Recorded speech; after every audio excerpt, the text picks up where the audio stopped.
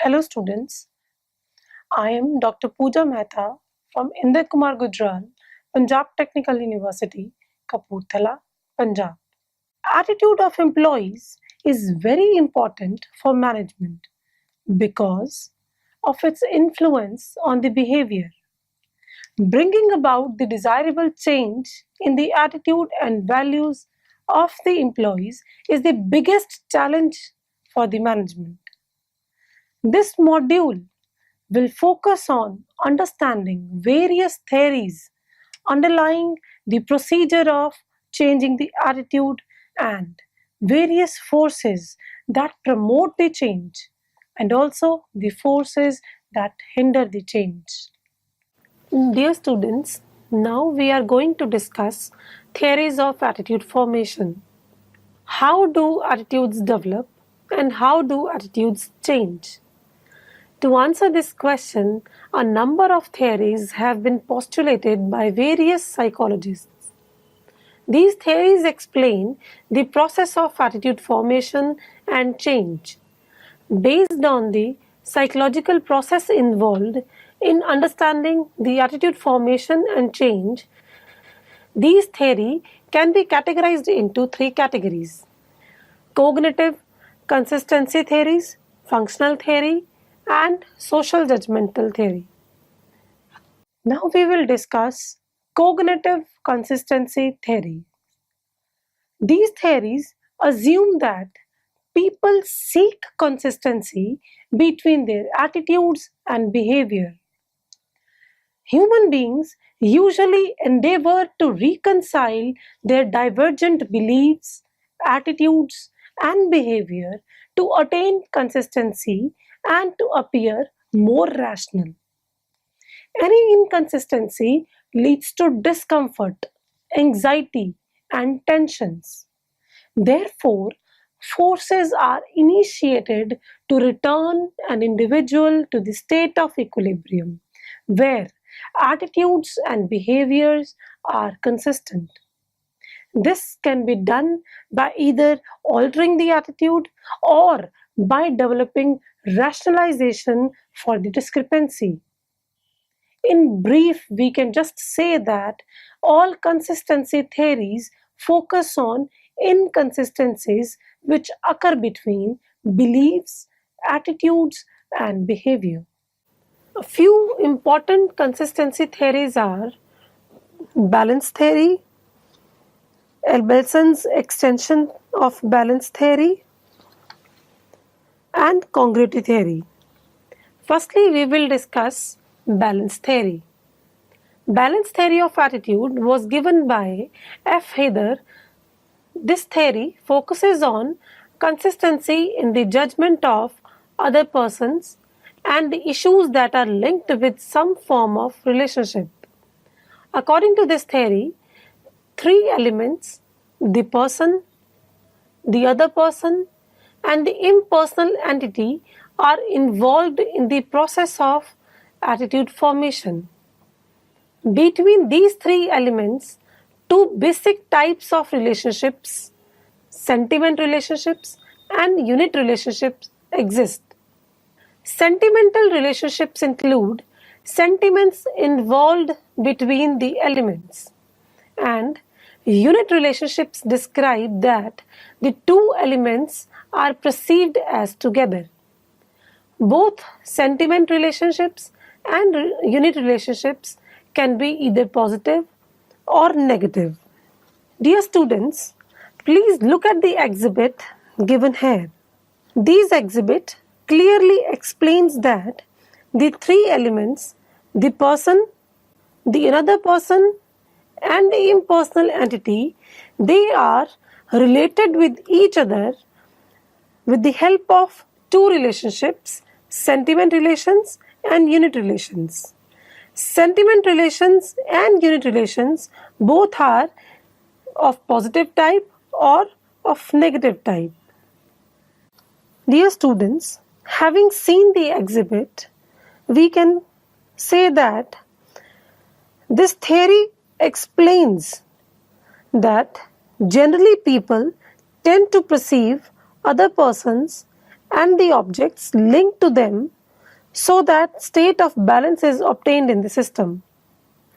State of balance exists if number 1, 3 relationships are positive, number 2, 2 relationships are negative, and 1 is positive. On the other hand, state of imbalance exists if number 1, 3 relationships are negative, or 2 relationships are positive and 1 is negative. The balanced states are stable and unbalanced states are relatively unstable. Whenever any imbalance arises, it leads to the state of tension and discomfort which motivates the person to restore the balance by changing the relations. The second consistency theory is Albelson's extension of balance theory. Albelson, in his theory, suggested 4 modes of resolving imbalance in cognitive structures of attitude. These 4 modes are denial, bolstering, differentiation, and transcendence. The first mode is denial. Denial refers to denying the relationship when imbalance occurs. By denying the relationship, we can avoid the imbalance situation. Second mode to maintain the balance is bolstering. Bolstering refers to adding another issue in the main issue. Third mode is differentiation. Differentiation refers to splitting one of the elements into 2 elements that are negatively related to each other and in opposite ways to the other elements in the system. The fourth mode of resolving the imbalance is transcendence. Transcendence means combining the elements into larger ones. These 4 processes given by Albelson occur in a hierarchy. The order of the processes is based on the assumption that the least effortful solution will be implemented first. The theory underlies the role of persuasive communication and interpersonal attractiveness in changing the attitudes of an individual. Congruity theory. Congruity theory was proposed by CEOsgood and RH Tannenbaum. This theory of attitude is very similar to the balance theory. This theory established that evaluation of the source and the concept that are linked by associative or disassociative assertion should be changed. The state of congruity occurs when a source and concept which are positively associated have the same evaluations and a source and the concept that are negatively associated have the opposite evaluations. Congruity is the stable state and incongruity is relatively unstable state. Therefore, whenever incongruity occurs, it leads to change of attitude. This theory suggests that the change in attitude is desired to resolve the state of incongruity. Affective cognitive consistency theory. Affective cognitive consistency theory was given by M.J. Rosenberg. This theory is majorly concerned with a person's overall attitude towards an object and his beliefs about relationship between the object and his values. This theory explains what happens within an individual when change in the attitude takes place. It assumes that when attitude towards an object or a person is altered or changed, relationship between affective and cognitive components of attitude is also changed. In addition to this theory also explains that the state of inconsistency occurs when an individual's attitude toward the object is inconsistent with his knowledge towards the object. When the inconsistency is beyond the tolerance limit, the individual is motivated to reduce the inconsistency by changing one or both components of the attitude. Change in the affective component leads to change in the cognitive component in order to maintain consistency between the two. Persuasive communication can be used to change affective component of attitude by changing the cognitive component. It means that additional information can be provided to the individual to change his cognitive component, which leads to the change in overall attitude towards the object. Next theory of attitude is cognitive dissonance theory. Cognitive dissonance theory was proposed by Festinger in the late 1950s. Dissonance means inconsistency, discrepancy, or incompatibility. Cognitive dissonance refers to any incompatibility which an individual may perceive between his two attitudes or between his attitude and behavior. The theory established that any form of incompatibility or discrepancy leads to discomfort, and therefore the individual will attempt to reduce that incompatibility in order to restore the state of consistency. The theory assumes that people seek consistency among their attitudes and behavior. Therefore, in order to achieve the same, they either change their attitude or behavior or develop rationalizations for the discrepancy. The desire to reduce the inconsistency is determined by three factors. First factor is importance. Importance refers to the importance of elements creating discomfort. If the elements creating the dissonance are very important for the individual, person will attempt harder to reduce it. He will either change the attitude or the behavior to reduce the dissonance. But if the elements are relatively unimportant, the pressure to reduce the dissonance will be very low. Second factor is influence.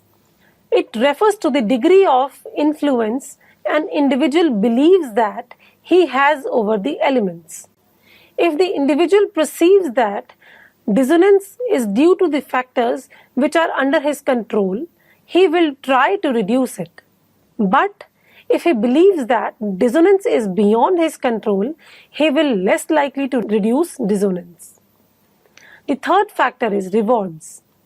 It refers to the rewards associated with the dissonance.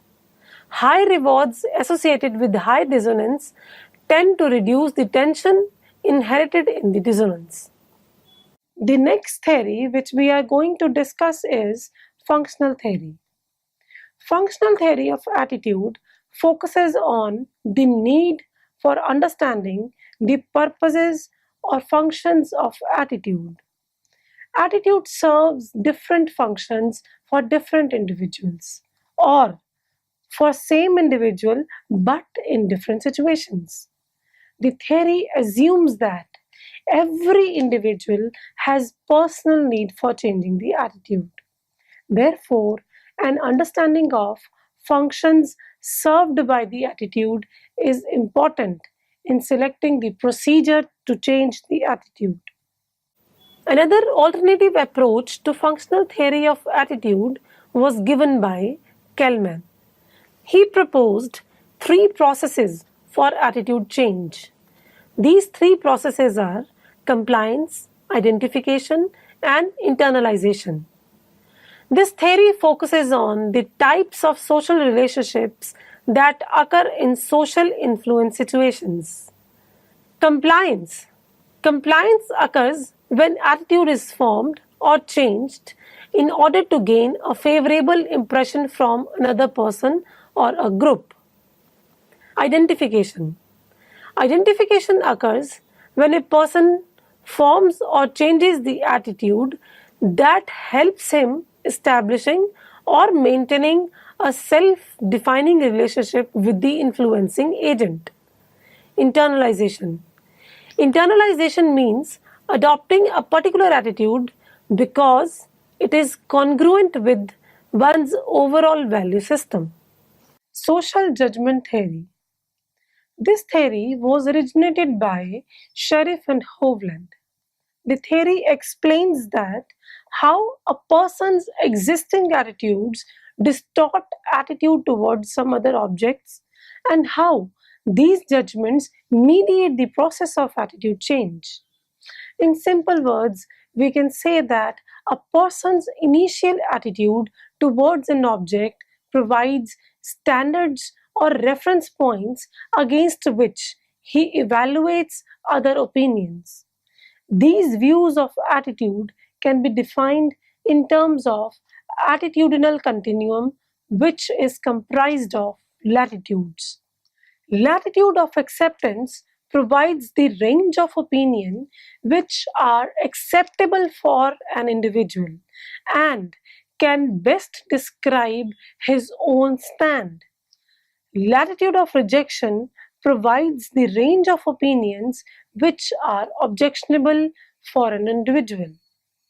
The latitude of non-commitment provides the range of opinions which a person find neither acceptable nor objectionable.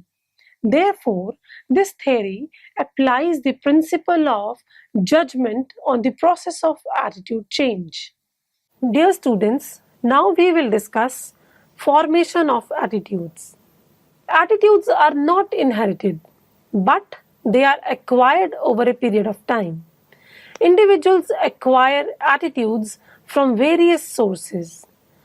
The most common sources we will discuss now. The first common source of formation of attitude is direct experience.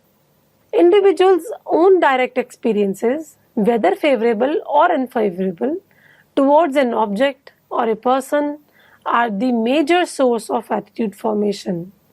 For example, if an employee received his first promotion in an organization just after 6 months of his joining, his colleagues will likely to believe that they also will get their promotion after 6 months. Second source of attitude formation is classical conditioning and attitudes. Formation of attitudes can also be explained on the basis of principles of learning.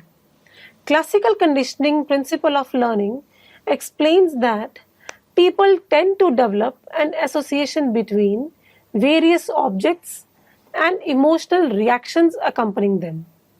For example, an employee develops a positive attitude towards his new assignment because on this assignment he will get to work at a beautiful hilly area of the country. Next source of attitude formation is operant conditioning. Another learning principle, operant conditioning, is also used to explain the process of attitude formation. This principle explains that attitudes that are reinforced either verbally or non-verbally tend to be maintained, or the attitudes which elicit unwanted responses from others tend to be changed. Vicarious learning. It is a type of learning in which a person learns by observing others. This type of learning also accounts for attitude development, specifically when the person does not have a direct personal experience with the object. In such cases, an individual can develop his attitude towards the object by observing others. Generally, children adopt the attitude of their parents through vicarious learning processes. Another very common example of vicarious learning is developing attitudes by watching television, movies, and other media sources. Another source of attitude formation is family and peer groups. A person can also develop the attitudes by imitating his parents, teachers, or colleagues. People observe the way their family and friends behave and start shaping their attitude and behavior to align with theirs. Next source of attitude formation is neighborhood. Our neighborhood and surroundings also provide us a very strong and influential framework of cultural facilities, religious and ethnic groups. The people belonging to different culture or ethnic groups may have different attitudes and behaviors. Individuals tend to accept or deny some of these attitudes in accordance to the value system. Next source of attitude formation is economic status and occupations. Economic status and occupation of an individual also influence the process of attitude formation. The socio-economic background and occupation of an individual contribute a lot in developing the present and future attitudes. Mass communication. All types of mass media, television, radio, magazines, newspapers, and any other media which provides large quantity of information to the audience also influence attitude development. The information communicated through the mass media is constructed in such a way to cater the attitude of the audience. On the other hand, people also select the particular form of mass communication that reflect their attitude towards various issues. Now we will discuss the process of attitude change. Attitudes of the employees are not always rigid. They can be changed. It is always in the best interest of the organization to try for the change. But changing attitude of employees is not so easy because there are many barriers to it. So firstly we will discuss barriers to change. There are a number of barriers which can prevent people from changing their attitudes. Now we will discuss the barriers one by one. The first barrier to change the attitude is balance and consistency. The major obstacle to change human attitude is balance and consistency. It means that human beings always prefer the state of consistency between their attitudes and behaviors. When attitudes and behaviors are not consistent, individuals start feeling uncomfortable and tend to reduce the inconsistency and restore the state of consistency between attitude and behavior. In order to reduce this discomfort, people generally either change their attitude or alter their behavior or perceptually distort the circumstances. Another barrier to change the attitude is prior commitments. This usually occurs when people have their prior commitments for some other course of action and because of that they are unwilling to change. Publicly expressed attitude. When attitudes have been expressed publicly, they are more difficult to change. This happens because it is very difficult for someone to admit that they were carrying faulty attitude earlier. The next barrier to change the attitude is insufficient information. Sometimes people don't find any strong reason to change their attitude. The supervisor may not like a particular attitude of an employee, but unless or until he shows the employee that his negative attitude will not let him grow in the organization, he will never change his attitude. Therefore, sufficient information has to be provided to the employee in order to change the attitude. Dear students, now we will discuss ways of overcoming the barriers and changing the attitude. First way of overcoming the barrier and changing the attitude is providing new information. Providing new information will help an individual changing his attitude. Negative attitudes are usually formed due to lack of sufficient information. Sometimes new information changes the previously held beliefs and attitudes of the people.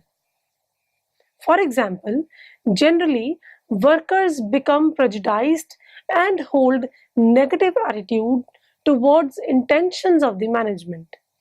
If they are provided with information that management actually cares for their welfare, they can easily change their attitude.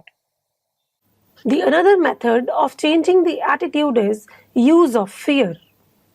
Fear can easily change the attitude, but the change depends upon the degree of fear used. For example, if very low level of fear is used, people generally ignore it because warnings are not very strong.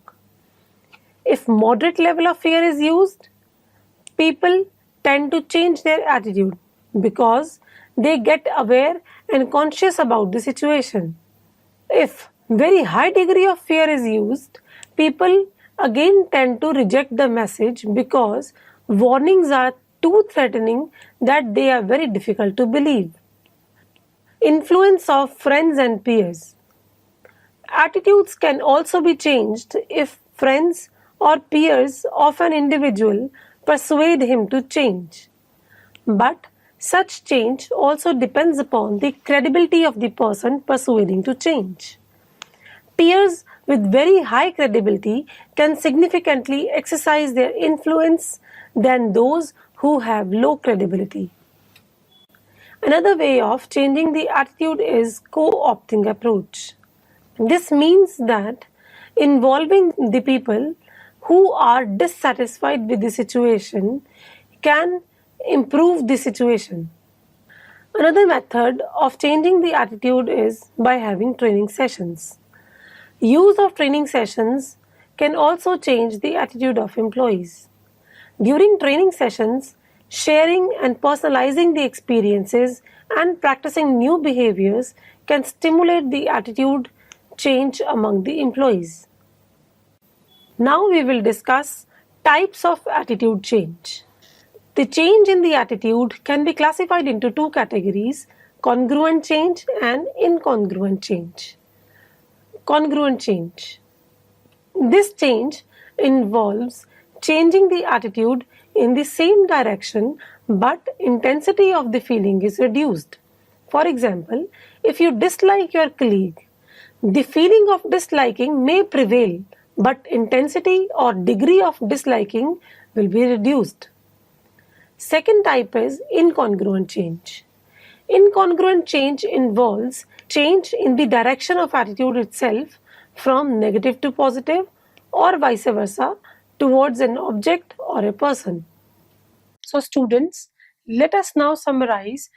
Attitude of employees is very important for the management because of its influence on the behavior, perception, and other work-related behaviors. Bringing about the desirable change in the attitude and values of the employees is the biggest challenge for the management. How do attitudes develop? How do attitudes change? To answer this question, a number of theories have been proposed by various psychologists. These theories help us explaining the process of attitude formation and change. These theories have been categorized as cognitive consistency theories, functional theory, and social judgmental theory.